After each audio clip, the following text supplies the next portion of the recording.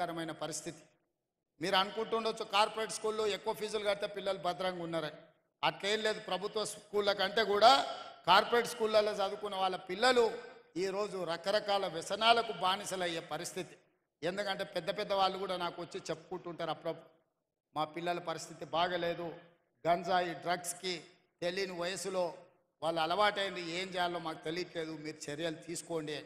అందుకే ఈరోజు గంజాయి మీద డ్రగ్స్ మీద ఉక్కు పాదం పెట్టి తొక్కుతున్నా. మీరు చూసి ఉంటారు, ఎంత గొప్పోడైనా ఏ సెలబ్రిటీ అయినా మెడల మీద 4 దెబ్బలు కొట్టి లోపలికి దొయ్యండి అని చెప్పి ఈ మధ్యకాలంలో దొరికినోని దొరికినట్టే లోపలేపిస్తున్నా.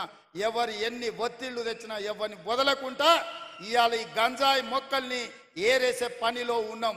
తెలంగాణ తులసి వనం లాంటి తెలంగాణలో గంజాయి మొక్కల్ని పీకాల్సిన బాధ్యత మీ మీద కూడా ఉన్నది. ఇవాళ విద్యార్థులు బానిసలు కాకుండా చూడవలసిన బాధ్యత మన మీద ఉన్నది.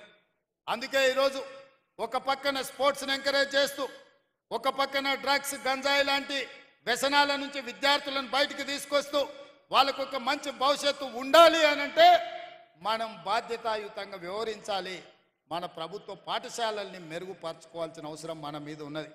పాలకులుగా, ప్రభుత్వ పెద్దగా మీకేమున్నా నాకు చెప్పండి, వాటిని పరిష్కరించే బాధ్యత నాది.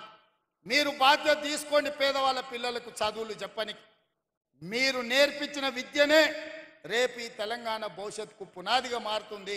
ఇవాళ అమెరికాలో మన వాళ్ళు ఇంతమంది ఉన్నారంటే 90% ప్రభుత్వ పాఠశాలల్లో చదువుకున్నోళ్ళే.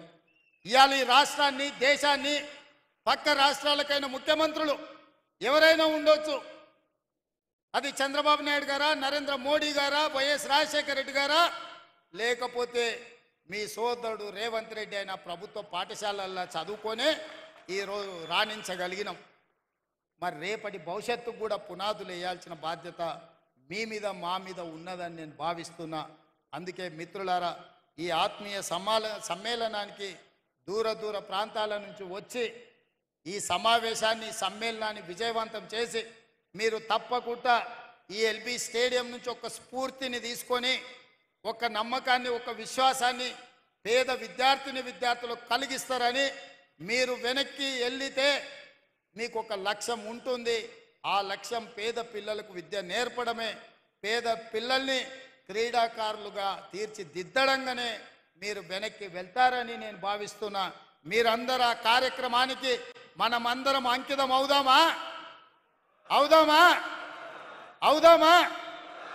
అన్నోళ్ళందరూ చేతులు ఎత్తండి పైకి. అందరు చూస్తున్న వెనకాల అక్కడ పైన మా అక్కలు కొంతమంది చేతి ఎత్తున్నట్లేరు. నాకు ఇక్కడ లైవ్లో కనిపిస్తుంది ఆన్ స్క్రీన్ మీద వెనకాల ఉన్న వాళ్ళు కూడా. మీ అందరూ సిద్ధమేనా? తప్పకుండా మన స్కూళ్ళను మనం బాగుపరుచుకుందామా? మన పిల్లల భవిష్యత్తును మనం తీర్చిదిద్దుదామా? సిద్ధమా? ధన్యవాదాలు సోదరులారా.